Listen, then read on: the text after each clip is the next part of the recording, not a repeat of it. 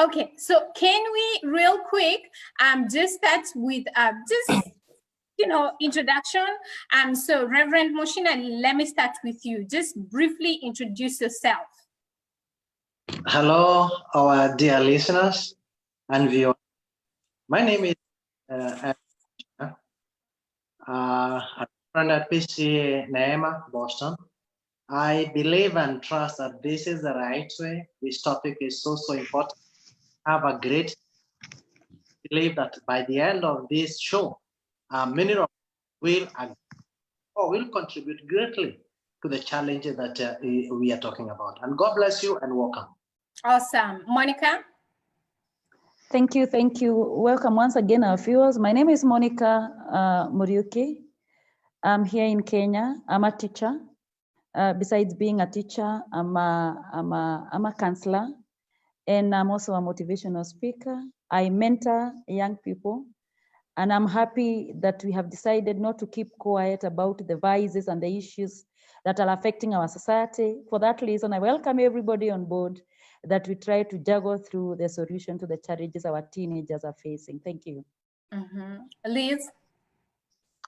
Yes, and welcome viewers. My name is Nyambura Love, and my background is in nursing, so healthcare and also psychology.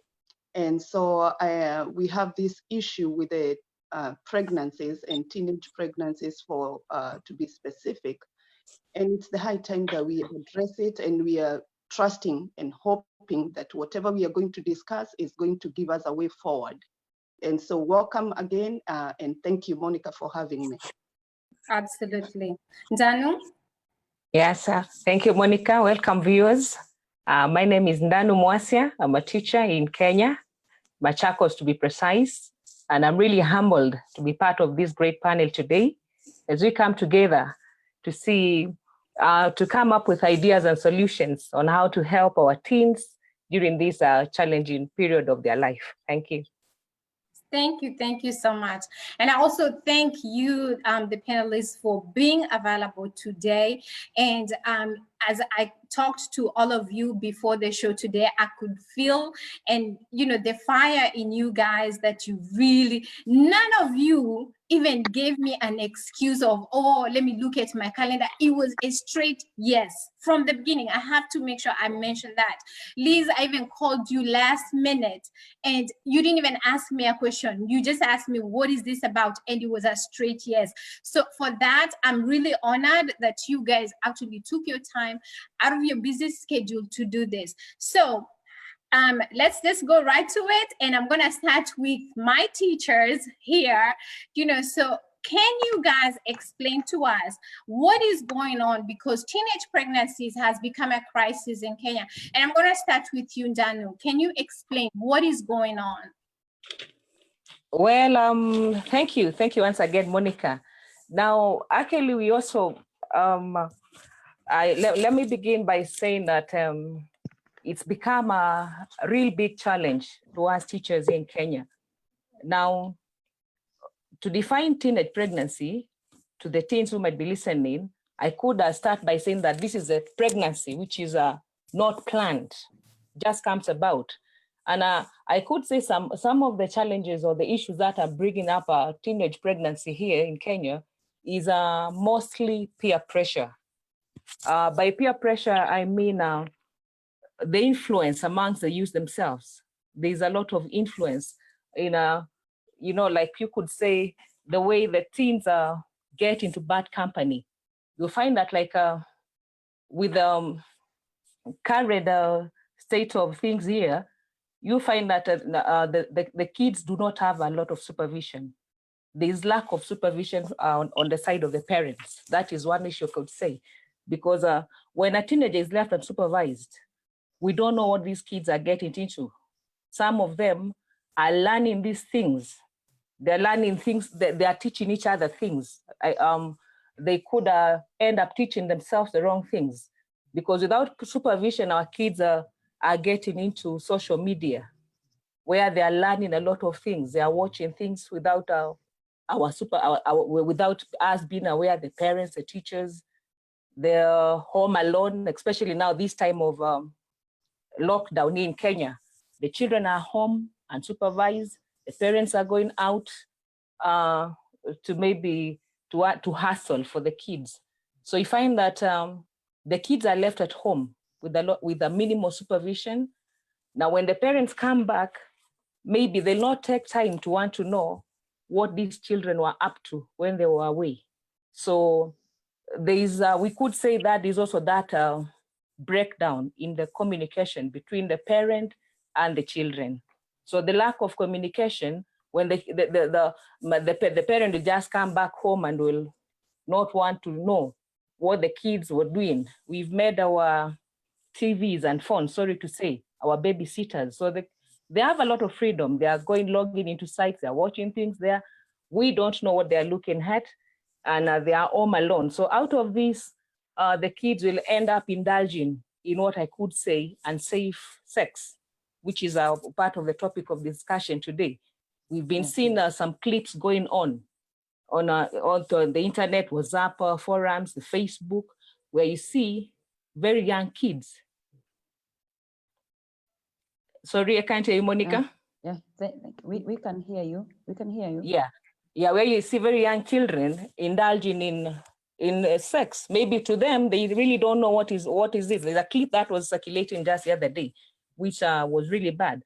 So we could say one of the biggest issues is peer pressure. Then there's the issue of lack of supervision, communication. I could also add the issue of drugs. We have a lot of cheap and available alcohol, I could say, which is very readily available. You find the teens up, drunk all the time, walking within the estates. And once they get into this, you'll find them, there's a lot of relationships going on at home. We don't know what is going on. There is no monitoring. So I could say one of the key contributors to teenage sex in Kenya now, or pregnancy, sorry, is a lack of supervision from the parents. There is a lot of freedom. We're not monitoring our kids. And then there's a lot of drug and peer pressure. Thank you. Yeah, thank you.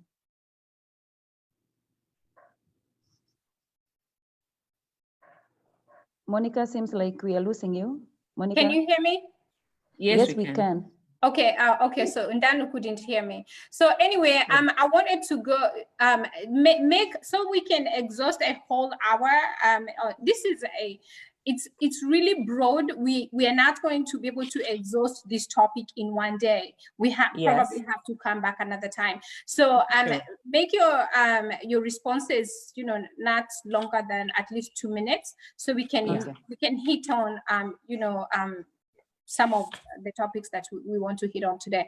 So let me go to you, Monica. How would you explain this? What do you think, in your view? You're a teacher, you see these kids every day, you spend more. And the reason why I actually wanted to bring teachers is because you guys spend most of the time with these kids than the parents do. So what is your evaluation? What is going on? In fact, going with the fact on the ground, we can say that the teenage is a stage of storm and stress for the children. Right. It is a stage when the children want to experience and explore things they hear. Mm-hmm. One of the greatest contributor right now to teenage pregnancy is parental negligence. The children are at home under the guidance of the parent.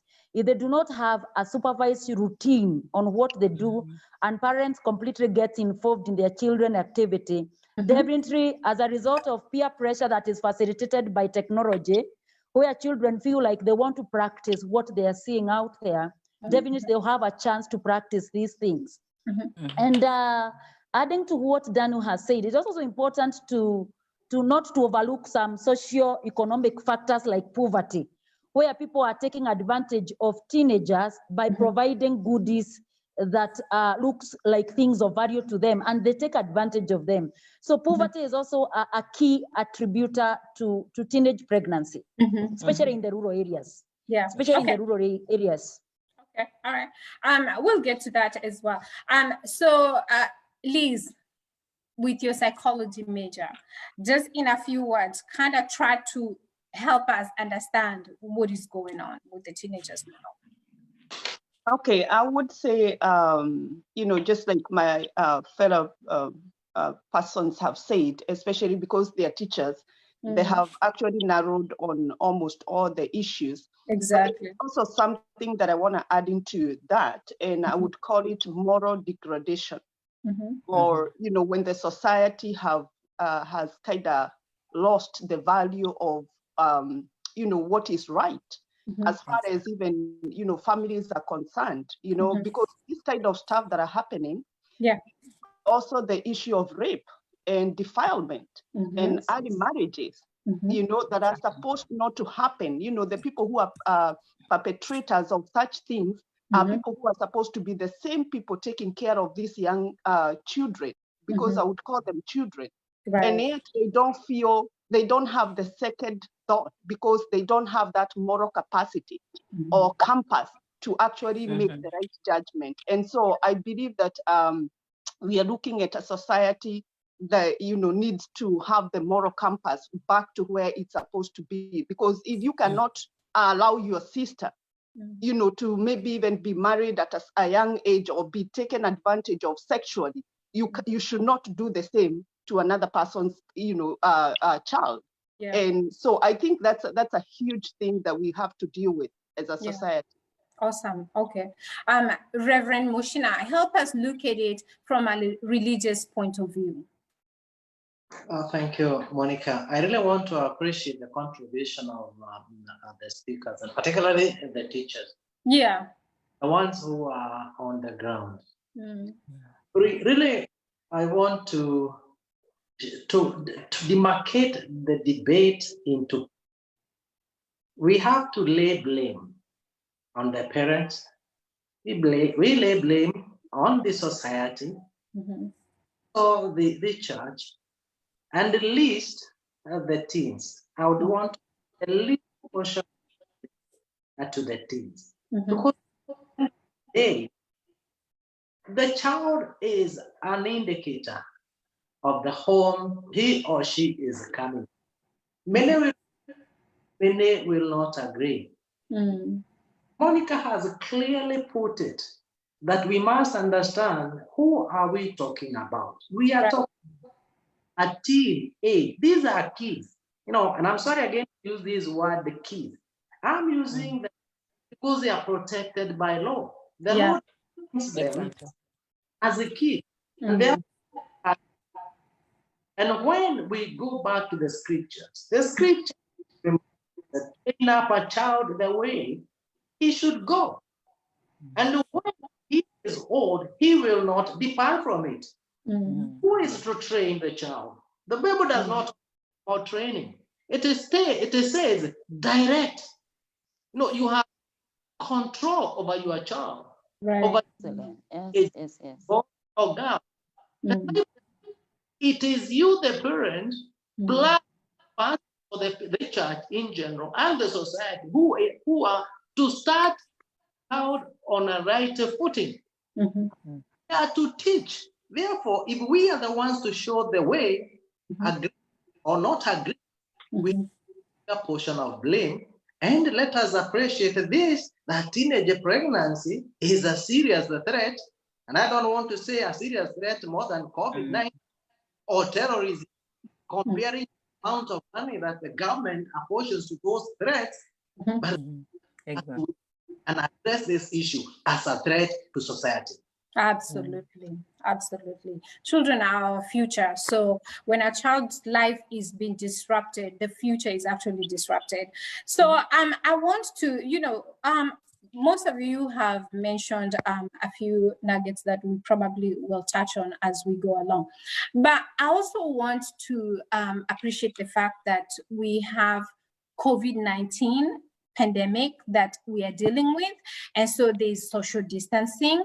And, because of the lockdown, most people are not, all of us really are not supposed to be going places, so there's a lot of time being spent at home. There's a lot of time in their hands. So how do you think that, this lockdown has contributed to this? Let me start with you, Monica. Thank you, Monica. I think the greatest contributor to the issues of teenage pregnancy and the lockdown is there's lack of, can we say there's lack of enough sexual education amongst the teenagers in a home setup.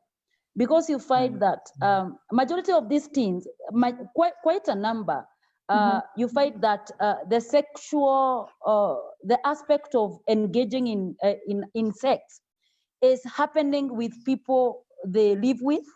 Some is happening with cousins because they live together, but it narrowed down to the parent. Because during this lockdown, the child is under the care of the parent. So if the parent is an absent parent, and a parent can be absent, but have set rules and limits and expectations to a child in regard to how they live in a home. So I would want to put the blame more straight to the parent, because it is in the home setup where we expect that there are rules, there are limits, there are boundaries. And for this to happen, the children are basically very idle, because it is a school that gives them a routine that is very formalized for them to follow. Without this routine, that simply means the parents need to come in and have a routine for their children and become very consistent in following that routine and ensuring they know who does my child get involved with. They must be involved in their children's life, because the aspect of COVID-19, that the lockdown is putting the children at home. So we expect the parents to play their role. Secondly, let us also blame the aspect of technology. Our children have phone. They are exposed to technology. They are in a stage. I always call it a stage we call a stage of storm and stress. It is a stage when children want to establish intimacy. It is a stage when they want to be autonomous in terms of decision making. It is a stage when they want to explore. So if they lack enough guidance and they have exposure to issues like pornography, what do you expect? So our children are home, they are idle. Without a routine, what will happen is that they will use the technology for the wrong reason. They will pass over, they will go to sites that are accessible and are not good. And because they are growing up, our children are growing up, both physically and emotionally. They have feelings. So what will happen after they explore due to lack of maybe enough guidance, enough education, enough follow-up by the parents? They will now go to the aspect of exploring, trying to try what they are seeing. At the same time, the society as the psychologist is saying, the society has not offered enough example to our children. Right from what we are getting from even normal advert in our television, you find that issues of sexuality or issues of relationship are given a lot of preference. Even when people are advertising a simple product like soap, a simple product like oil, the issue of relation comes in. So the children lacks enough people to enough examples. They lack enough mentors. So I attribute this to two: the aspect of idleness, the aspect of negligence from the parents, to over guidance in terms of having a routine for the children. And definitely we also attribute it to the aspect of improper use of technology.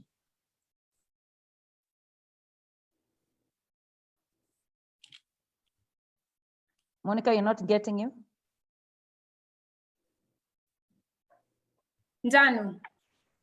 Yes, thank you. Do you feel the same way? Because Machakos recorded a high number of teenage pregnancies as well. So how do you feel that COVID-19 and idleness right now has contributed to pregnancies? Yeah, well, thank you. To add on what Monica said, I really do echo her words. I could add the aspect of, to emphasize on the aspect of idleness. Now, the ministry, I must echo the ministry, they've come up with a strategy to ensure that there's continuity in learning.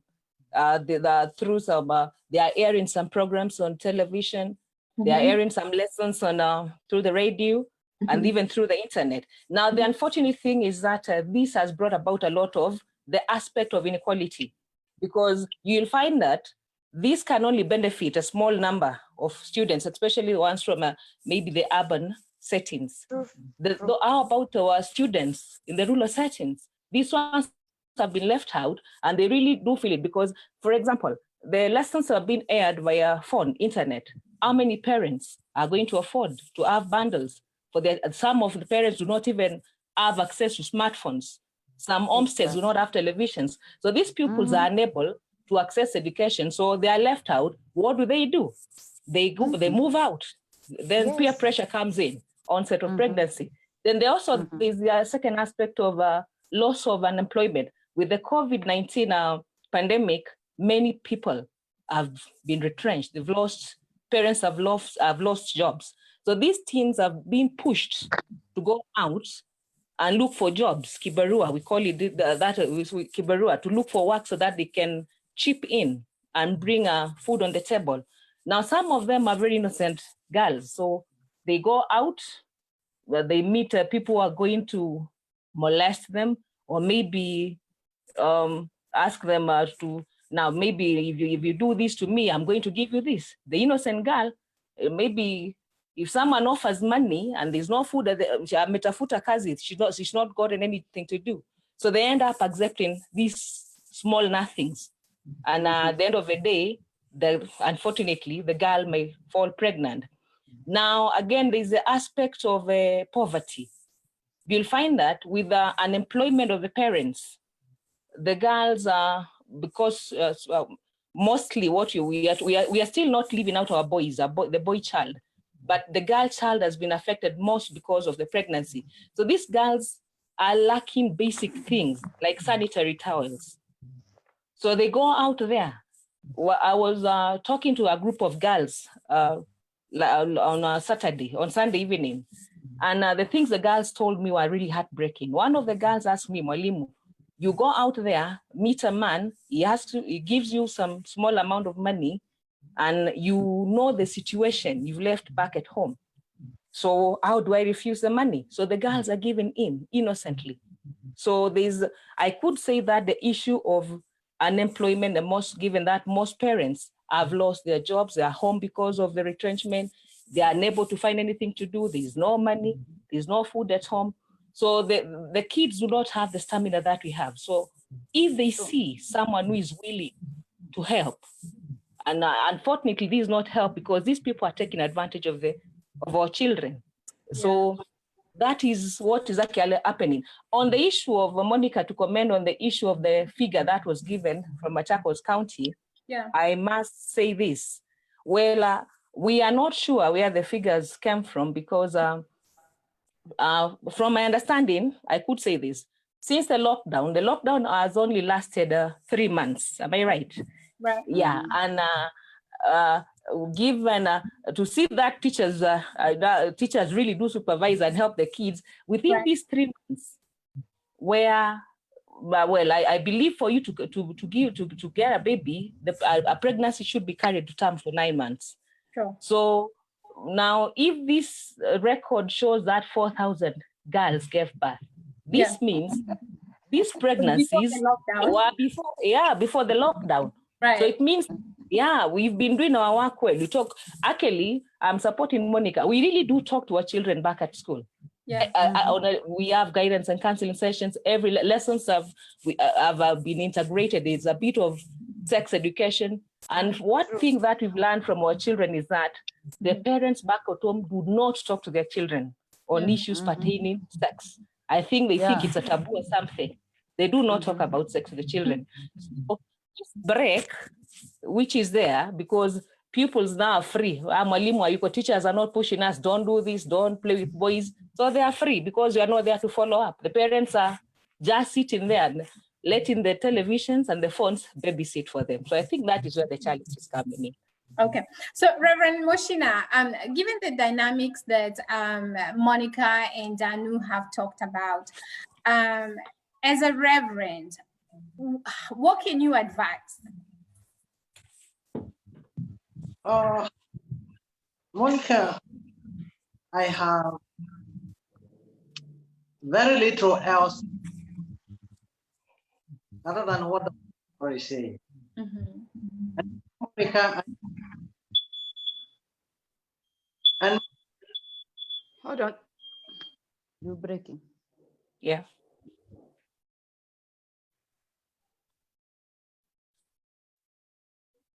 can I go now?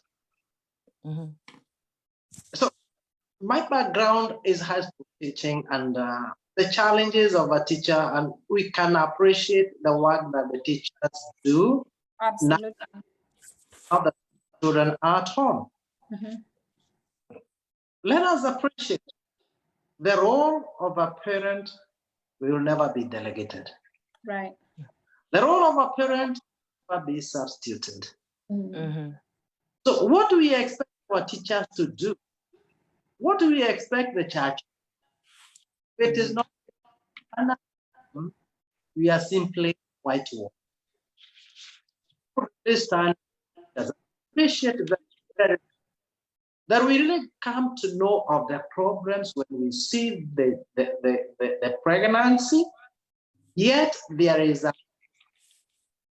these children are coming from, and I cannot with them. Let's not attribute so much to COVID. COVID has only been with us for 3 months.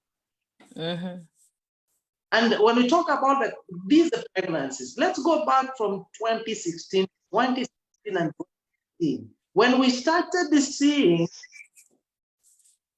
but during exams. Mhm. So this is a challenge that has been with us in the society, and we have to agree to that. And let's blame, because during COVID, it is a time and the parents home, or supposedly they're supposed to. The enforcement of the law, curfew, there is a curfew, if I understand very well. So this would be the most safest time for children to be at home and the parents to be. So there are greater issues saying that COVID have contributed. Again, these teens, do they have the power on the decision? You know, this informed decision comes from knowing.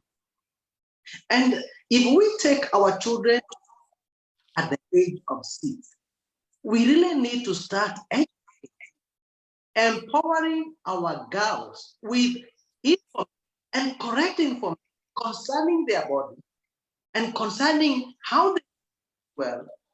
And the moment they come from, they go to teach or will be well. It is not a big problem.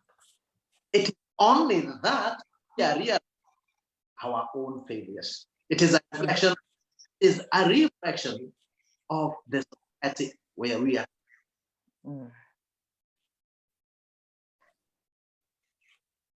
Monica? Liz, you have anything to add to that? I actually want to echo those words of, like parental guidance, it's going to continue to be one of the greatest way that we can, not necessarily blaming the parents, because nobody would want their child to be pregnant. Right. But also to look at the loopholes, when we don't supervise or when we don't look at what our children are doing, I think we are bound to get into this kind of trouble. And so I think it is the high time that we heighten the education to the parents, because the school cannot take care of everything. The church will not take care of everything. So, oh, sorry about that. Yeah, let me first stop there. Continue on, Monica.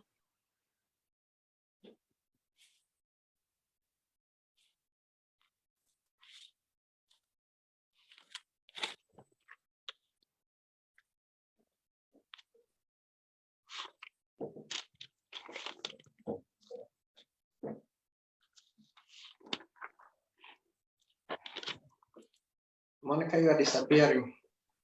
Mhm. Okay. Can you hear me now? Yes. Oh, yeah. Okay, so what I hear all of you saying is, you know, the role of social media, peer pressure. So let's talk about, you know, the role of media and peer pressure. I think, do you think that teenagers, because of social media, have gotten to this age that talking about sex is not embarrassing anymore? You know, like it used to be embarrassing during my age. You know, if you're having sex, you don't even want people to know. So has social media made it okay and has normalized having sex, you know, because some of the videos actually that have made rounds on the internet have been group sex, you know. So what is this social media contribution, and how can parents, do they need to take away their phones? How can parents control their children from using too much social media or even being on social media at all? Can I start with you, Reverend? Monica, thank you for that good question. I don't want to blame the social media. Mm-hmm. It is a powerful tool if well used. But where it is used, then we see the concept. And it's not sure the child the use of a phone. Mm-hmm. Empower the child to get to understand how to get the best out of that phone and all phones. So I would be the last person to say that social media, I should be, you know, our teens should run away from it. I would even encourage that they be taught from the earliest stage in life on good usage of social media. Take advantage of it. Let's point out the negative aspect of it. The moment they come to know, just like they know if you touch the knife or fire, it will cut you, it will burn you. From that stage, we engage with them about the use. Mhm. It becomes war at home. There is a big war at home. And the war, when we accuse, sorry for that, Monica. It's you okay. know, the social, when we accuse our own children. Mm-hmm. Can you hear me now? Yeah. Yes. You know, when the social media becomes, you know, like an enemy. Monica, maybe you have an idea that I have now 2 grown-up sons. And we learn from the beginning to expose ourselves to that which is of use. You know, get to know. And once you get to know, get to make decisions. And once you get to make decisions that will guide you in life, will lift you in life, they will define you. So the good use of social media defines our teenagers. Wrong use of social media then defines them negatively. And thank you for that. Wow. Liz, what do you say about social media? I think, you know, and I just want to talk about, in the US, we kind of control how much social media our kids can get to. We also have the rating system, you know, so even if it's TV, you can rate your TV to control what your children can see. So Liz, what is your contribution to social media? Okay, so what I would say is that, you know, for me, I have 2 kids. And sorry, my thing keeps going off. I think there's a problem here in our house, but it's not somebody cooking or anything. It's not burning. Okay. It's just an issue. As long as you're safe, it's okay. Yeah. So there it goes again. I will have to call the people to come and fix it. Sorry. Okay, I don't know whether you can hear me or. It is, I think it's an issue of a battery. Oh, you think so? Yeah, it's the issue of it's going down. It is just informing you. Okay, maybe that's what it is. Can you hear me though? Yes, we can. Okay, so what I would say is I would actually echo the words of the pastor, because that's what I'm doing with my children. I have two of them, and I allow them to have, phones or, the social media. Please. Yeah, let's get to the next person and then I'll respond later.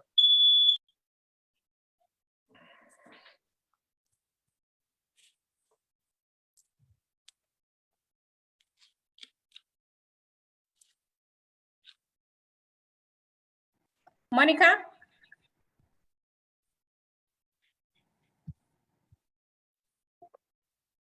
Yeah, Can you your get mic. me?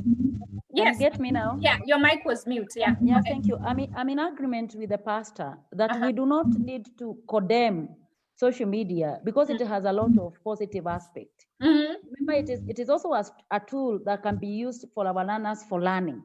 What we really need, because social media is here to stay, technology has become part of our life. Exactly. What we really need is empower our children on on proper usage of the social media. And at the same time, we give them simple guidelines when it comes to social media, because indeed, social media is contributing a lot to some moral decay in terms of these children can access a lot from the social media. They can go to sites. They can go to sites because I think in Kenya, such a regulation is required. We really need a regulation because whatever gadget you're using, it has to be registered and can only be registered by an adult. So it is very possible for regulation to be done so that they can ascertain who is getting to what site, and that limitation need to be there. Yeah. At the same time, we need to educate. It is educate every day. We must educate our children. It must become our daily duty to empower our children on proper use of technology and social media, because that is possible. In fact, there are simple guidelines we give children from acronym SMART. We tell them, go to sites that are safe, for the word safe. For S, we tell them, go to sites that are safe. When we talk of SMART, we have M, an acronym SMART. M, we tell them, never meet people you meet on social media in person. Never meet them. People do not look, people are actually not the way they appear on social media. Most of these things you find in social media is all a farce, is all a lie. We also tell them from A, accept, never accept friendship from people. First of all, get to know, look at who are their mutual friends.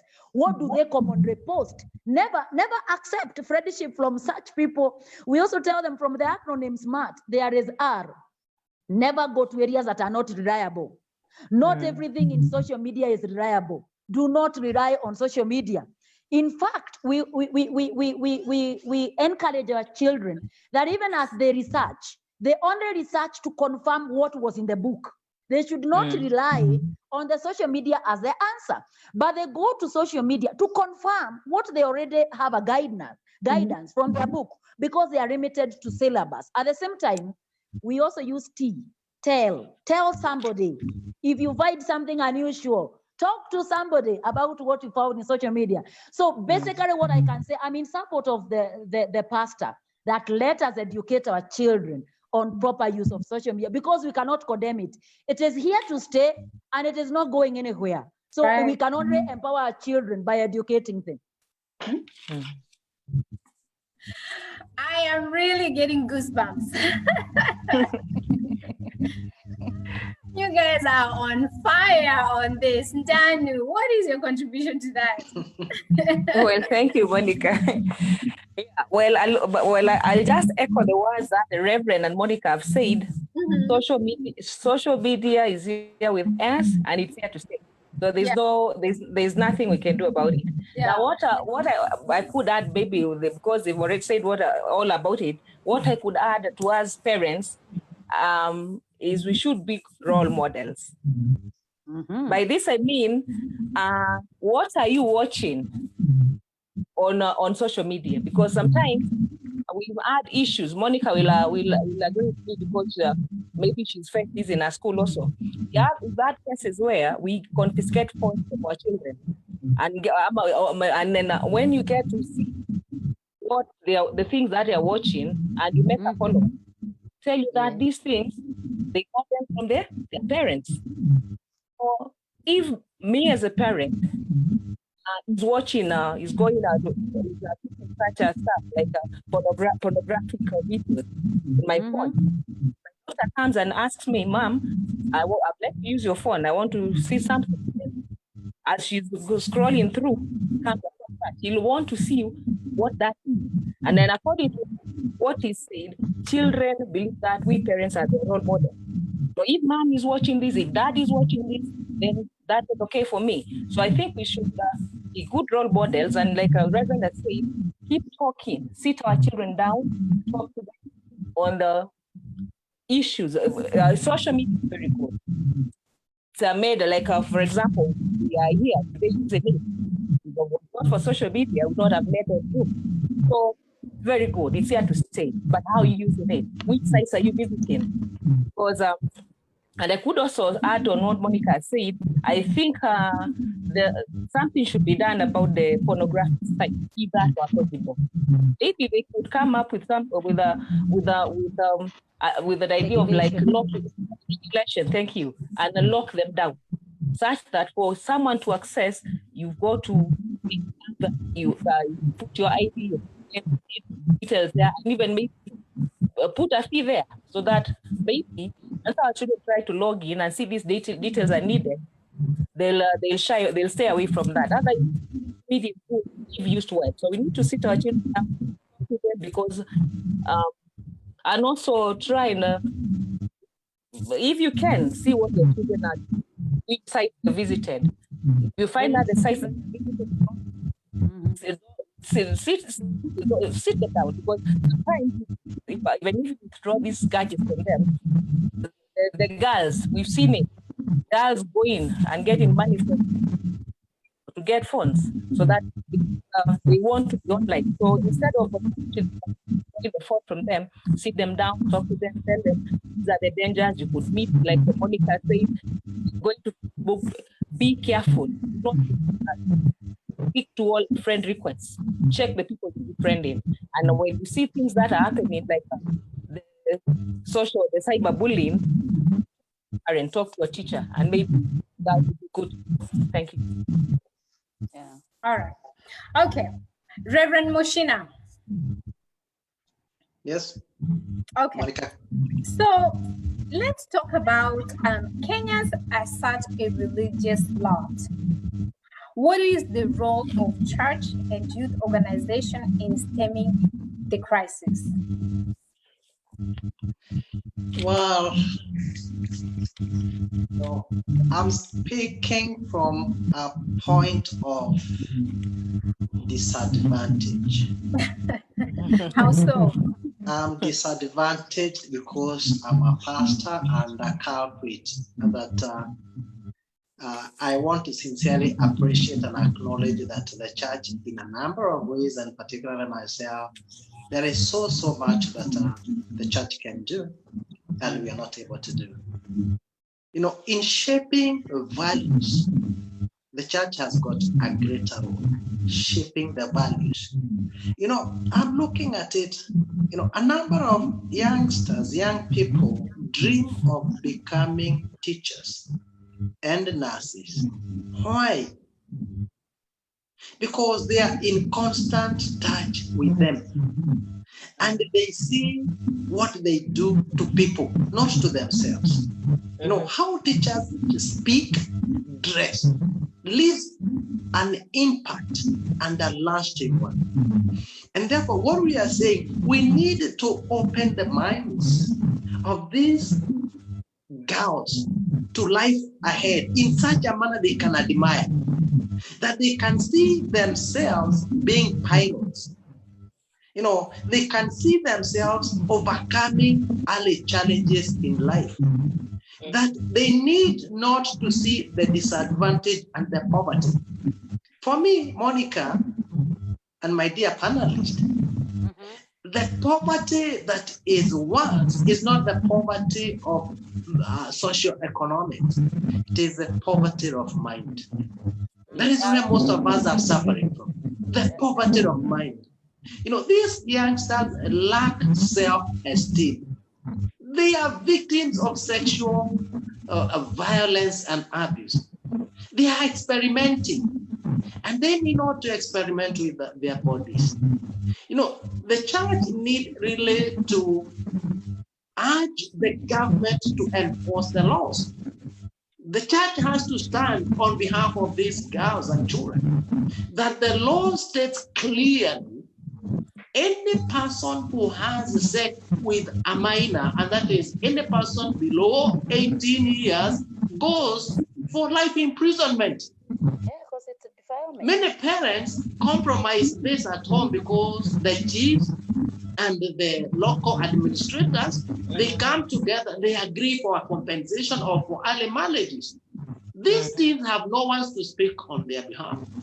And that is why you find very little conviction, if at all they are any, you know, of people who are having sex with the minors. And therefore, we would agree and urge the government to really enforce the law. The law is there. Again, we would also urge every parent, including the church and the schools, to start speaking to the children from an early age. I would agree from 6. Start exposing, you know, encouraging and opening the mind of the children to understand themselves. Let's talk sex. I don't think there is anything unusual when we talk about sex, ourselves, the gift of sex, the gift of marriage, and the gift of marriage. And children will look forward to it. And again, we have to look at the word of God. And when we become too busy, that we only preach, you know, I'm speaking, preaching instead of teaching, instead of training, instead of impacting values, then children or these youngsters will not find any sense in coming to church. And that is why you find many of them, you know, they are detaching themselves from the church because the church is not addressing the issues that they are raising or they are going through. Monica? Yes, I'm in total agreement with the pastor. But in addition, let us also agree that the church has a role to empower the parent on how to manage. Let the parents empower, because some of our parents are living from, they have no point of reference. They are living it like it used to happen in the past. The issues of sex have been completely left to the classroom teacher. That the teacher is expected to teach and also empower children on issues of sex. But let me tell you, Monica, when a child gets to know about sex, the boundaries, the do's and the don'ts from a parent, it carries a lot. And when fathers rise and mothers rise and stop the silence, they must sit with their girls, they must sit with their boys and empower them and bring on the topic of sex in a home setup. Remember, when we look at the social emotional development of teenager at this age, 4 things that is very prevalent amongst the teenagers is the aspect they want to establish an identity. These children want to be felt. They want to explore. They want to have an identity. If a parent does not sit with their children and discuss these things, there will be a problem. At the same time, they also want to become comfortable with their sexuality. It is at this time that they are really developing. So the church must empower the parents. Parenting, I don't know whether we call them conferences or seminar. Let the church empower the parents on how to raise teenagers, because there's also the aspect of ignorance amongst our parents. Number 2, let the church also carry the role of not mixing the teenagers with the rest of the youth. We can have services for the teenagers where these issues that are facing our teenagers are discussed candidly by professionals in our churches. In our churches, we have nurses, we have psychologists, we have teachers, we have all professionals in our churches. We need to empower our children on sex education. But how can it be done if churches are teaching teenagers together with the rest of congregants? Exactly. We need to have a service for teenagers where these teenagers are empowered on issues affecting them. We also need to teach our children their rights so that the aspect of defilement will not happen. Let a child as young as 5 years know their right. that nobody should touch my private part, that if this happens, I should report to this and this. If I do not have somebody in my disposal to report to, I can look for a teacher. I can go to the pastor and report this issue, because some of our children are being defiled in silence by people they know, by people they trust, including their fathers. So the church has a role to campaign strongly and empower both the teenager and the parent, and get out of their comfort zone. The church must arise and become the mirror of the society by addressing these issues head on through empowerment. I think that Reverend Moshina is in agreement with me. Yeah, Monica, Reverend can you allow me to have Monica as a member in the church? So first, you actually need to bring Monica to the US. Yes. But as soon as she comes to the US, she's not coming to Massachusetts. She's coming to Dallas first. See, we can share. She's such a wonderful resource. All of you, my goodness, even Danu here. Actually, something that Monica just touched on, Danu, it reminds me of a video you shared with me. Teachers teaching these children, yeah, that's a song. Yeah, exactly, the song. So Monica, you were talking about these kids should know that they have a right to also say no. Just because it is your uncle, it doesn't mean that you say yes to him because it is your uncle. So Danu, can you talk about that a little bit because of that video that you shared with me? Yes, now, thank you, Monica. Now, to just answer, Reverend, somebody's mic is actually making noise. I don't know whose mic is making noise. I was trying to mute. Yeah. Are you? Okay. Danu, go ahead. I think it was Monica. Yeah, I was trying to react to what Reverend said. I want to assure Reverend that in school we are teaching our children about sex education right from class 1. Okay, beautiful. Yes, we are doing that. That is why I think class 1. What are they gonna know? No, there's a language. There's a language. Excellent. There's a language. The language you use the language according as per level. I'll not use it when talking to a class 1 kid. I'm not going to use the same language when talking maybe to a class 8 or a pupil in high school. So there's a language that you use and we communicate. And these kids end up sharing a lot about what Reverend has just said. For instance, the video that I shared, maybe if a kid does not know what the private parts are, and I wish you could have shared it here so that people could see. You will come up with a song and show them which the private parts are. These are my private parts, and they should touch. They demo as they sing, they touch, and they know no one should touch them, no one should see them. In fact, we even tell them no one, they should not show their private parts not to anybody. They know that's a no, because for instance, as a class 1 girl, and then maybe there's a cousin at home, and then she's taking a shower, and then she just walks out of the bathroom and exposes herself to this. These are some of the things which are leading to rape, what Monica said, by relatives at home. So we teach our kids that there is privacy. Once you leave the bathroom, have something, tie something. Don't just walk out of the bathroom and run across the house because you're a small girl or a small boy. With these, our children come to know that they should respect their bodies. They should respect their bodies. So as Monica was saying, I think now here is where the church comes in, because children tend to believe very much, like Reverend said, in their teachers and their pastors. Yes. What they are taught in Sunday school. Let parents take children to Sunday school. Some kids do not go to Sunday school. Now, when the pastors come, because in Kenya, there's a program which we call a PPI, the pastoral program, where we invite pastors every Friday morning to come and talk to the children. The pupils are divided as per class level, and that is where now the pastors talk to them. Those who are not permitted to go to church. Some of them tell you, on Sunday, I was told not to go to church. I was told to go and look after the kettle. I was told to do this at home. So not all kids get to go to church. So I think pastors should come in, or like Monica said, and push the parents who go to church. Push the parents to bring their children to church.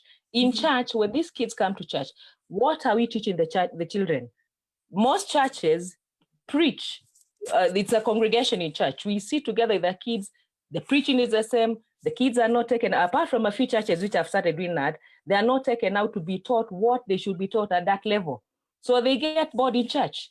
Some of them run out and start playing as the preaching is going on. So I think we should, the church should come in and bring in a lot of activities in church. Maybe say on Saturday, come to church, we are having games. There's going to be competition. Group the kids, have them play, and then at the end of the day, sit them down. And then now here's where you bring the counselors, because you've already captured their attention. Bring in people to talk to them. Sex education should be taught right at home, at school, and in church. Thank you. Thank you so much for that. Liz, I want to come to you, Liz. You have 2 little girls. So how soon do you start teaching your girls, privacy? I remember when I was growing up, my mom did not allow us to wrap a towel and walk to the bedroom, especially if dad was home or if my brothers were there. I was taught my privacy like at a really, really early age. So I knew, and for me, I have a son. My son is 20 years old now.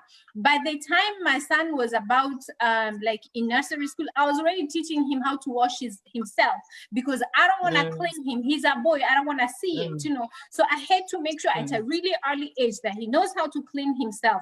And that's it. If he's already clean his privacy, my bedroom, he has to knock, things like that. So even my nieces, I tell my nieces, I don't want to see you with a towel. Your uncles are here. You cannot be here with a towel. So it's really important when that is the background that they come with, they come from, because they understand their privacy. So that's really important. But Liz, I want to go to you because you have 2 little girls. Can you share that experience? Okay. Sorry about the area stuff. I mean, your car.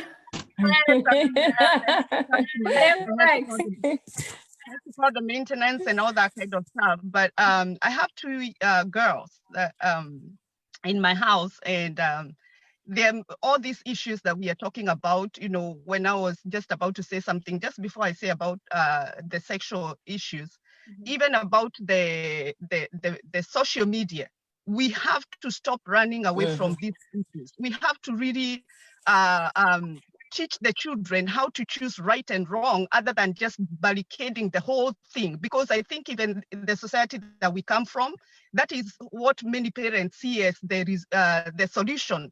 Always not talking about issues, always, avoiding whatever it is that we think has potential to bring some challenges in our lives. And, social media is a challenge, but at the same time, it's a blessing. And so for you to teach your children how to actually choose between the right and wrong, like my girl who is like 11 years old, she listens to books. She loves reading. And so the phone has been a blessing because she has read so many books at 11 years. I mean, it's like we found something so amazing because she can download books and just read them. When the school is out, even right now, you find her on her phone just listening to a book. And so it's all about, what are you choosing for these children? What do you encourage them to do? But, saying all together that you don't want the phones, you don't want them to watch, I don't know what, it's not going to work. It backfires on you. Just like the information about sex, we have to talk about it. I talk with my children about it. I mean, like, I'm also, like, I'm a pastor in my own right. And so, funny enough, even in the Bible, the stories that are there actually helps us, just come up with this topic. We are actually studying the book of, we're studying the story of David. And so there is a story about David's son who actually raped or took advantage of the sister called Tamar. And we are studying that with my children. And so those are the moments that you capture when they get so amazed that somebody would actually take advantage of their own sister. You talk about that incest and all that kind of, craziness that happens in so many homes, and nobody wants to talk about it. And so, you know, I've taught them that their private places are very special. You have to respect that. Nobody needs to touch you. Nobody needs to give you kisses. You know, it doesn't matter whether it's your family. You know, you can do the side whatevers. You know, so they know these things. We have to actually stand up as parents. Even when they talk about it at school, my daughter came and told me this is what we talked about. And it was a good opportunity for me to actually add on to what the teachers are saying. As parents, we have to take the forefront to discuss sex, to discuss the issues that, you know, nobody want to talk about because it is taboo. And we know where we have come from. Nobody taught me about sex. Nobody. I mean, nobody even told me when I get married, this is what is going to happen. And so it's a thing that we have to actually break even for our children. So, because again, when we run away from it, we tend to make it look like sex is a bad thing. Sex is not a bad thing in the right place. And so we really have to discuss about it, be very confident about what we are saying, you know, get all the right information, teach them that there is a time for that, because they really understand. I call children a small adults. They understand a whole lot more than sometimes what we think. And if we don't fill the gaps of what they have already seen or maybe they have had, they will actually fill the gap with the wrong information. And so that is why we as parents, we have to really be at the forefront. As preachers in the churches, we have to not be afraid. We have to actually deal with sexual matters, talk about them. And there's one of the teachers who said, you know, there's a language. You know, my 8-year-old now, we have a language that we talk and we can say the same things, but in a way that they can understand, at the level that they can understand. So let us do whatever. I think it is Monica who said, you know, get the teenagers in their own classes, teach them or talk to them about the issues that are affecting them. You know, so we can do all these things. We need to stop the fear. I think that is the main thing for me. We need to discuss these things and understand if we don't talk about it, it's going to bite us at the end of the day. It's going to be the same thing that is happening right now, maybe in Kenya, you know, with the teenage pregnancies, because nobody wants to talk about it. It's a taboo. It is not a taboo. Let's talk about it. Monica. So yeah, I want to look at the comments from Facebook. So today I don't have people helping me. So anyway, I want to see Lillian Wakaisa. She said something. I can't see her previous comment. Let me see. But Stacy Moini, she said, remember, not every child is a Christian. These kids also need to be included. My suggestion is also community service any day of the week by church elders so that all the teens are included and get support as well. What do you say to that, Reverend? Let me, as you go ahead, let me look for Lillian Wakaisa's comment. I think this is where she started, and she said, Kenya needs a youth crusade like the ones missionaries used to have, preaching the gospel with loudspeaker. Offer clinics for youth to educate them on sex and STDs. Reverend Mushina. I have to look for my Monica, glasses. thank you for those comments. And statistics. Go ahead, I'm getting my glasses. Statistics show us something that we really need to learn from. Mm-hmm. The counties of Lamu, the counties of Garissa, the counties where the majority of the members are Muslims, they have the lowest percentage of teenage pregnancy. What does that tell us? It tells us there is something that we need to learn from our brothers and our sisters. And Monica, you know, I was in Mombasa and I learned this at an early stage. Mm. And this is, you start speaking to your own child on the earliest onset about herself and himself and the consequences. And not only that, it is the parents prepare the girls for marriage. The parents prepare the boys to be husbands. They prepare them from an early age. And therefore, and I really appreciate what Lillian was saying, and maybe she's in a better position to speak about affirmation. The moment we show our own daughters that there is a future in them, and you speak positively about them, you know, Monica, where we are coming from. We are coming from this kind of being brought up where you are being, it is as if you are being accused. Now that your enemy are growing, you are showing off. You know, you are being taught, you know, you'll go there and you get pregnant, you know where to go. You know, the moment we learn to affirm our own children and tell them, you are such a lovely girl, and I can see you being a queen in your own home. You speak positive things, you speak good things. At the age of 6, 7, and 8, affirmation is such a powerful tool in bringing up our own children. Yes, we understand and appreciate there are kids who are not, or they are amongst others who are not Christians, but definitely we have to start from somewhere. And Liz has said this very clearly.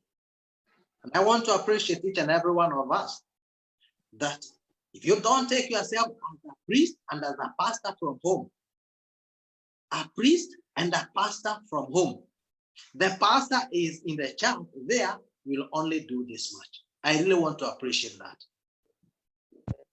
Okay, I want to read another comment here. It is so long, my goodness. This is Benson Kasue talking to children about health, sexuality. Can you hear me? Yeah. Yes. Okay. All right.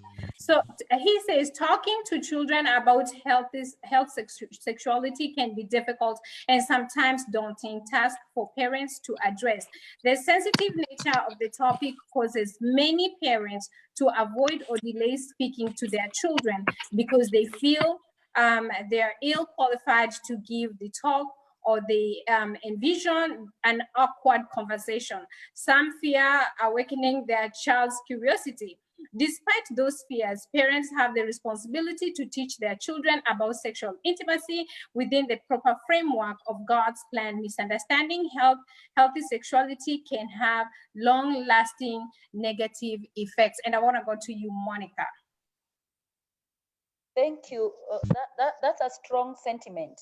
And in fact, exactly what that person is saying is what is happening on the ground. People are their head in the sand when it comes to conversation to their children about sexuality. Reese has given us a very good example that as they read the Bible with her children, where there is aspect of immoral sexual behavior, because here we are looking at immoral. Sex is good. We should not demonize sex. According to Maslow's hierarchy of needs.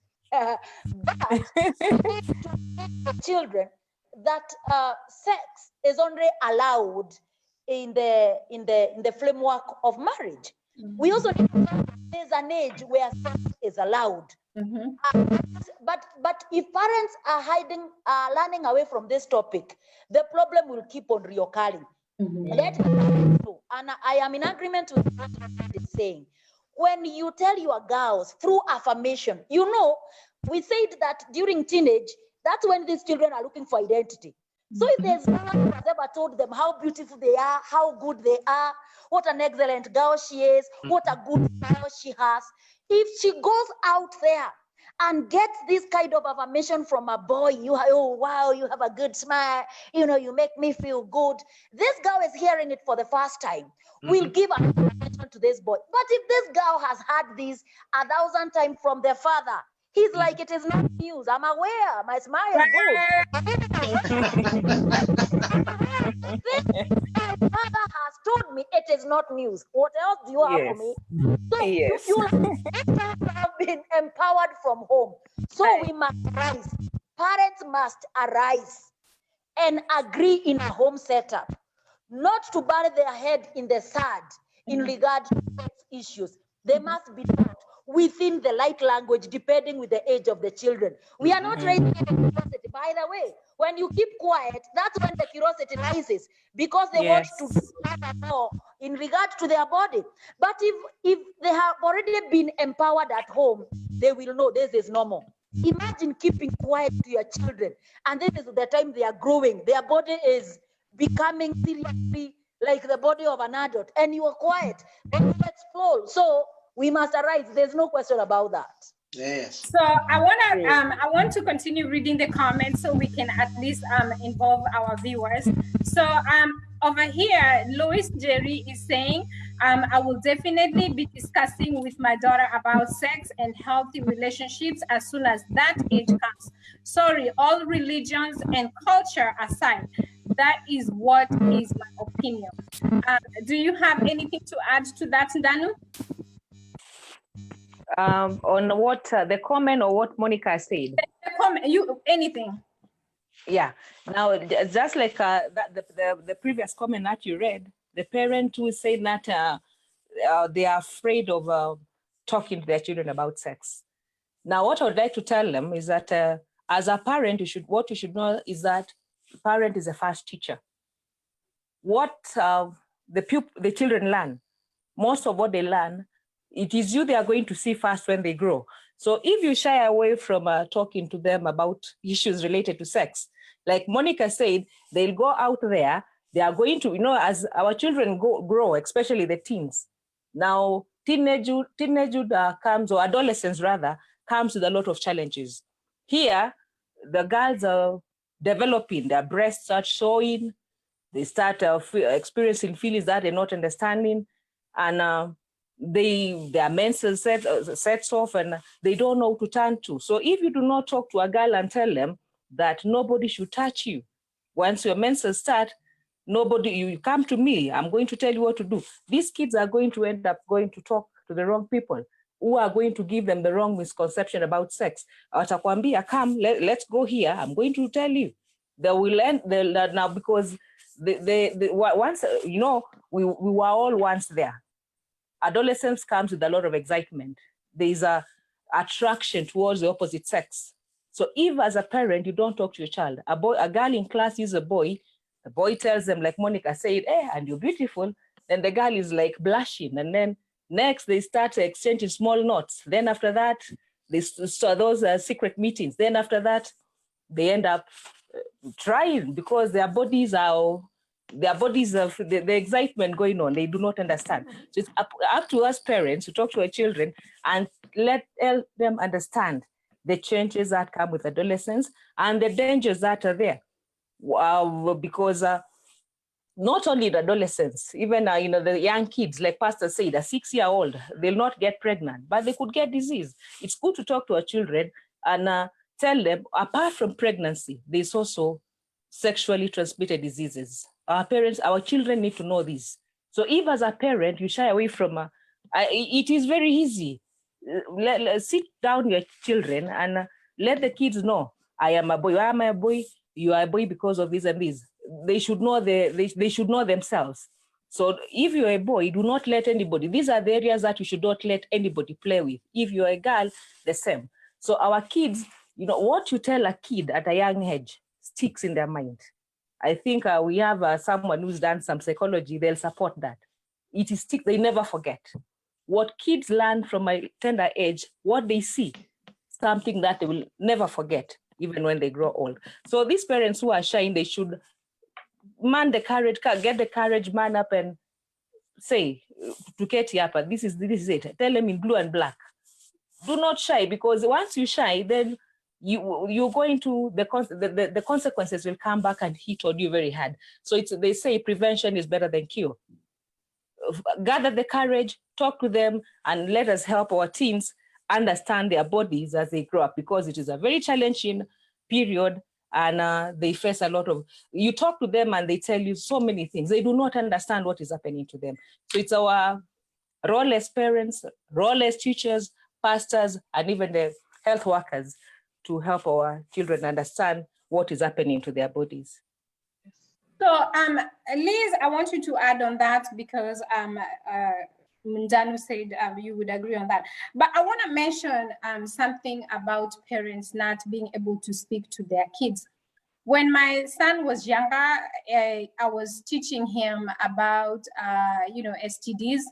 And so in America, you have to consent for your child to go through sex education.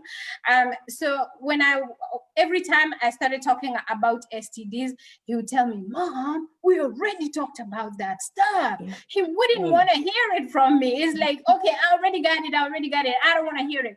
So I actually had someone that came to visit here, and they had, they had cold sores, which, it can turn, you can, become genital. So I was talking to him about that because I didn't think I had talked about herpes. I talked about, the major ones, syphilis, stuff like that. And so now, because I've seen somebody that has cold sores, now I'm talking about herpes, and he was really offended. So I want to say sometimes it's not just the parents. Sometimes it just becomes a very uncomfortable relationship with your child, but also too, you can bring in a guy that can talk to, maybe they can have that conversation with their dads, if it's a boy, I just wanted to point that out. But Liz, go ahead. And then before you go on also, Liz, let me read from Liz Mwewa. I agree that low self-esteem has been a factor. As Danu said, teens are trying to prove themselves to their peers and explore. So go ahead, Liz. Please, I'm on the phone. Please. Okay. Liz? Yeah, so anyway, yeah. Okay. Sorry about that. I don't know. I mean, there's something. Okay. As a woman of God, I do know that there are some things that we are talking about right now that are so important that sometimes the enemy doesn't want that to go out. And I just know that. It doesn't happen like that my morning is like this. So anywho, I'm gonna say that, when it comes to talking, like my sister is saying, Danu, we honestly have to have that engagement. There's something that I want to add on to all this, the mix, and that is to advocate for our children. We have to be the ones who advocate for our children as the parents. And what that means is that, at the end of the day, you pray for the wisdom, because like Nyambura said, when you're talking to your children, you really have to also respect them. There are sometimes that it is not the right time to talk about whatever you want to talk about. You need to respect them and respect whatever they feel in their hearts that, that this is what I need to talk to you about right now, or, so we need to advocate for our children. We need to advocate for our children. We need to have the wisdom to do that. And on that note, I know that as a society, we are dealing with so many other things other than, the pregnancies and all these kind of, we are dealing with a whole lot of things like divorce and all that kind of stuff that comes with a family dynamic. And what that means is that if we don't advocate for our children, we end up negating the roles that we have as parents to really give them a stability, because maybe we are going through a relationship issue. And what I say about that is, if we come from the perspective of advocating for our children, we want, because, somebody said it very clearly. I think it was Monicah who said, if a child is not hearing from their mother, from their father, especially girl child, if they're not hearing from their fathers that they are lovely, they have those words of affirmation, like the pastor was saying, then when they're told by somebody else, it takes another, a whole meaning, and it takes them off the course of where they're going in life, and they end up having these pregnancies. And so when I say advocating for our children, I mean that we can separate our issues. If, for example, I'm a single parent, so to say, like I've gone through a divorce. But one thing that I learned early enough, when I knew that it was not going to work between me and my ex, this is what I said to him. We have to mature up and bring up these children, because you'll always be their best dad. Absolutely. You'll always be their best father. And so what that means is that they have that affirmation from their dad. They know that their father loves them. It doesn't matter the craziness that we two had, between us. And so this is what I feel the society has negated a whole lot of responsibilities because they're they're fighting. And so they forget that we need to actually take time to teach our children about sexuality, to teach our children about, relationships, to teach our children about a normal way of living, because I don't have to be with somebody who is abusive to me, but I can respect that person as a parent to them. And so, for me, I think it's the high time, because I believe that the many things that we are experiencing, even in Kenya, there's so much that the families are going through. And so they feel like it is not important for you to really think about what is my child actually looking at on their phone or on the media. It's like we just are living our lives. We need to be aware that we can actually advocate for our children. We are the best preachers to our own children. We don't even have to wait for them to go to church to be taught. But as the churches are taking over, then together we can build a great generation. But it will take a whole lot of us talking. It will take a whole lot of us, repeating the same things, that we need to advocate for our children. Otherwise, they are lost. So that is my take on, speaking to them. Respect what they are saying. Respect where they are. But let us not forget that this is our responsibility. It falls squarely on us. You brought these children into this world. You really need to be the right person, or the first person who needs to teach them about their body physique, Because if you're shutting up, if I can tell you you're not dressed right, because we are very good at that when we are going to church. We don't want your children to dress a certain way. And I cannot address those parts of their body that are hidden. I'm being hypocritical.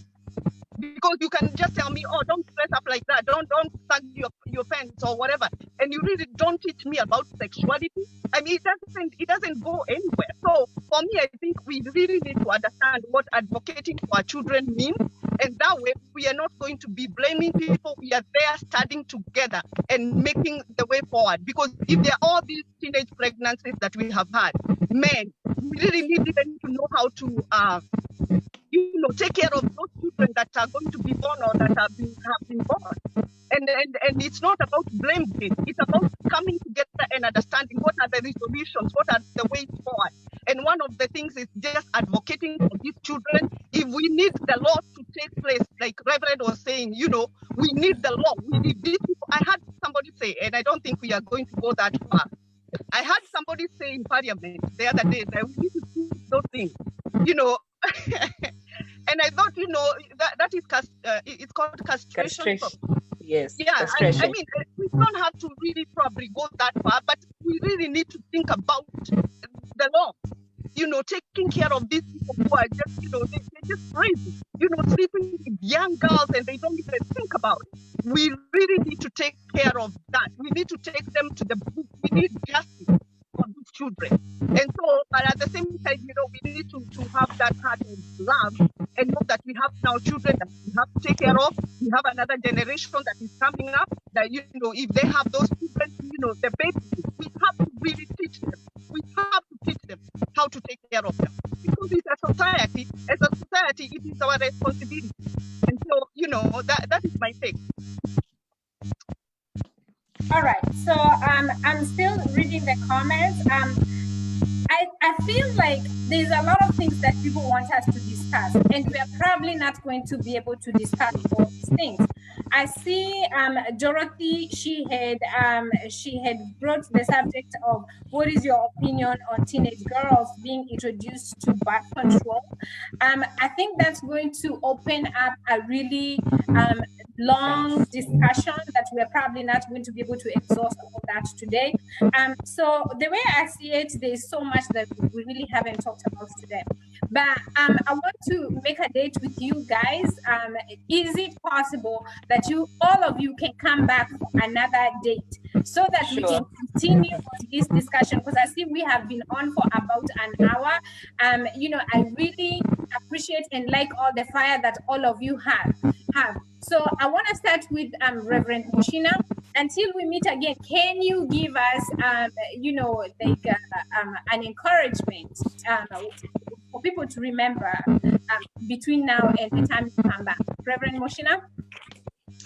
Monica, as we come to the close of the day this afternoon to us and maybe morning to others. Somebody's mic is very noisy.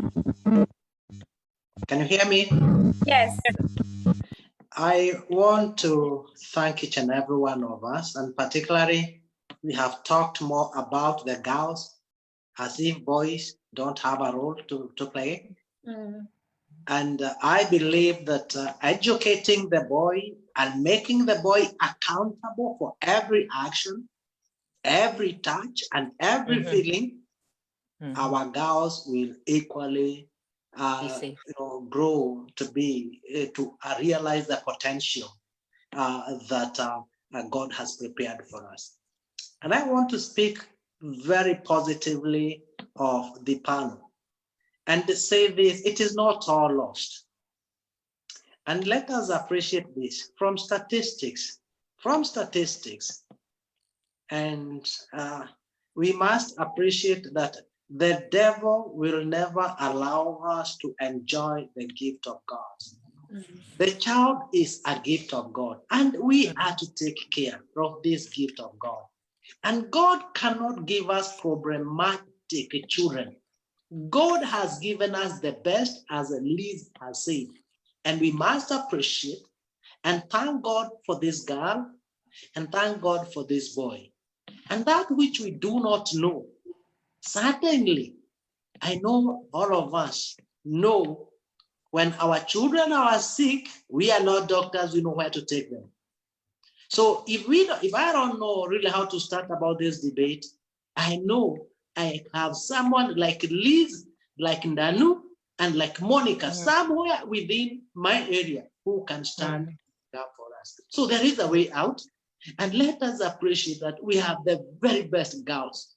Kenya have the very best girls. And definitely you can see in this debate, I am the odd one out. We can prepare them to take up the mantle. And I'm looking forward to that day.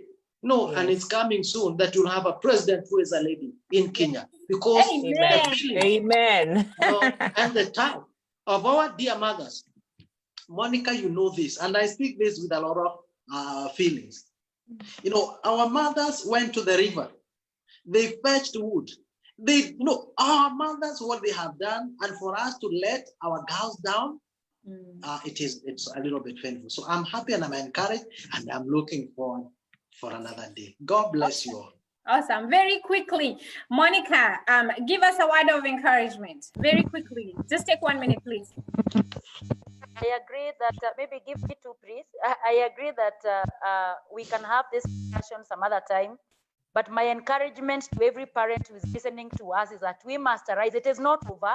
The society is not condemned. We can salvage what is remaining. We can have a future for our children by rising to the occasion to teach them. And this is my word to the parent, because your role cannot be delegated to anyone else. Be an approachable parent. Be a parent the child can approach anytime. Parents, establish rules in your homes and set limits, and explain your rules to your children. Don't bring rules from whatever the neighbors do.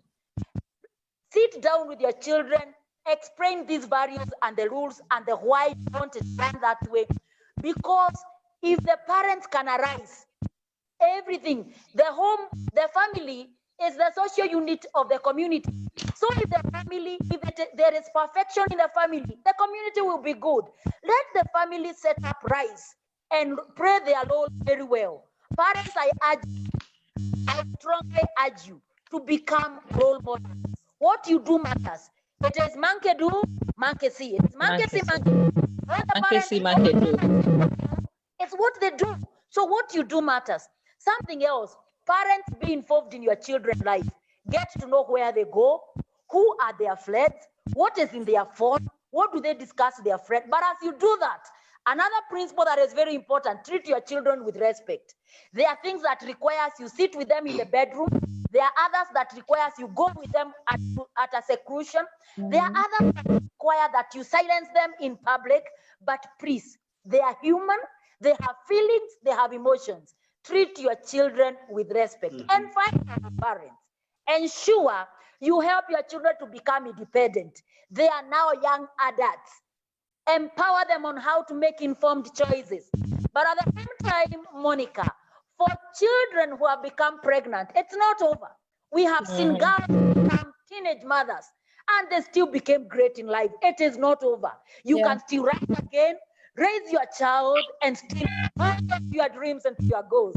It is not over. We can meet again in this forum. No further. Thank you for having me.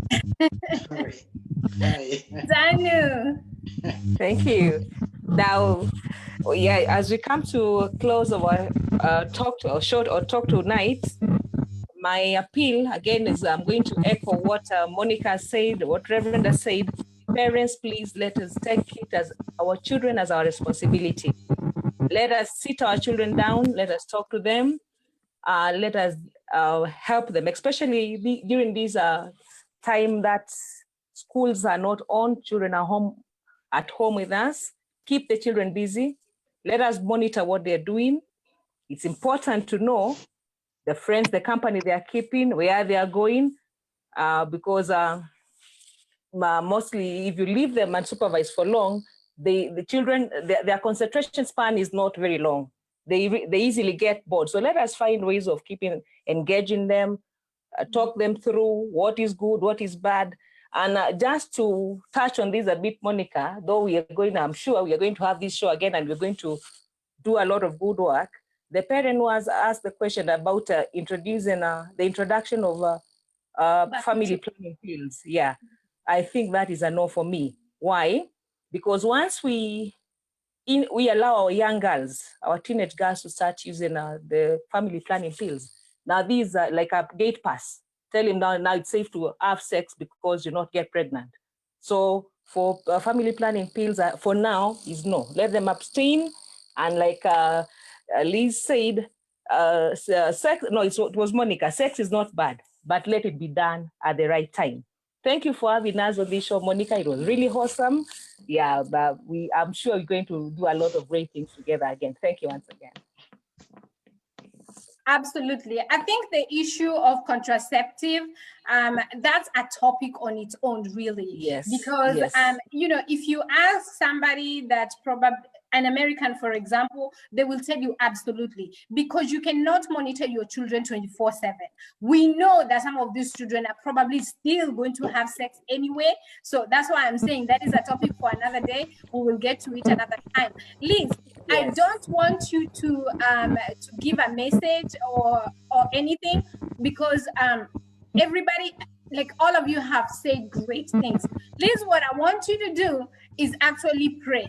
You're not living without a prayer. Yes. So I want you to pray. Excellent. And thank you so much for having me. And thank you guys, the panelists. You are amazing. Monica, I can put you in my pocket and we be talking to you all the time. Yes. Yeah. So the fire that you guys have is what we need to move our society to the next level. So the Lord bless you. Let's pray. Dear Heavenly Father, we thank you for your goodness. Oh God, we thank you for loving us so much. Thank you for keeping us even to this moment, that Lord, you can allow us to just come together and talk about the issues that are affecting us, oh God. We don't take it for granted that you have selected us, oh Jehovah God, and so many other people who are talking about these issues that are affecting our country, that are affecting the world, oh God. We thank you for the opportunity. We thank you for the wisdom. We thank you, Jehovah God, even for every resource that you have given us, oh God, because there are many resources that you have given unto us, oh God. We have discussed issues that are so prevalent and that are so deep in our hearts, oh God, that are affecting our own society, our own children, oh Jehovah God. And not only the children, oh Jehovah God, they are affecting the parents, oh Jehovah, my Father. They're affecting the whole system in our nation, oh Jehovah God. And we pray, Jehovah God, today, we pray that God, you rain your wisdom in us, oh God, in the parents, oh Jehovah God, in the school system, oh Jehovah, my Father, in the churches, oh Jehovah God. Don't leave anybody behind, oh God, because we need to hold our hands together, not to point fingers, but my Father, to say that enough is enough. We go up to this moment, up to this point, and we are going to walk together with the solution in our hands, oh God. So we thank you, Jehovah, my Father. for what you're going to continue to do in our nation, oh God. When we come to judiciary, oh Jehovah, my Father, as they speak even in parliament, that God, you give them the wisdom, oh God, to know how to curb this situation. These are new people that are coming into the world. They're in the wombs, oh Jehovah God, and some of them have been born, their babies, oh Jehovah, my Father. Help us to know that we are not going to demonize these teenagers, oh God, but we are going to help them, oh Jehovah, my Father, that there will be good parents, oh Jehovah God, that they will still go back to school, oh Jehovah, King of all glory, and become everything that you meant for them to be, oh Jehovah God. We are not going to look at that situation and see the doom and the darkness, but we are going to look at the situation and understand that even in the darkest places, God, you light your light and you give the best, oh Jehovah God, that you're the one who turns situations that are so bad to make them good, oh Jehovah, my Father. Yes, your word is true that says, oh God,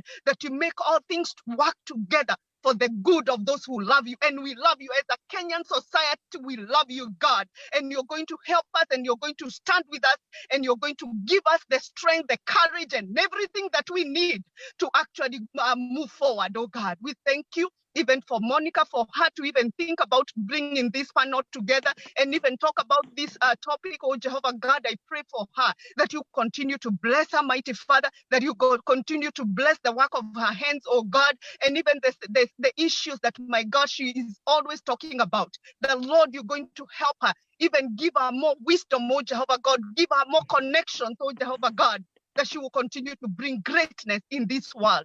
We thank you and we bless you. For it is in Jesus' name we pray and we believe. Amen. Amen. Amen. Amen. I want to thank you, the panelists. I'm telling you, this show was awesome. It was great. All of you, your contribution, it was just great. And I am sure that today we have blessed somebody out there. To tell you the truth, this morning before the show, I had a prayer. And I told God, I just want us to bless somebody out there, to save somebody's life. And I'm sure we have done that. And something told me we can't just finish a show without a prayer. So I am so grateful for each and every one of you for even taking your time, and you guys even calling from Kenya.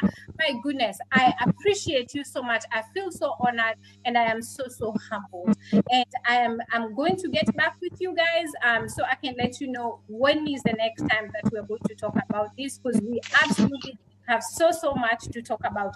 And you guys that have been watching have been with us from the beginning until now, even the ones that came and left. I know you all are busy, but you gave us your time, you gave us your listening ear. I appreciate you also very much, and may God bless all of you. And as you go about even changing lives, God bless you so much and continue to give you wisdom as you continue to help our teenagers. Thank you so much. Bye. Bye. Bye. All right.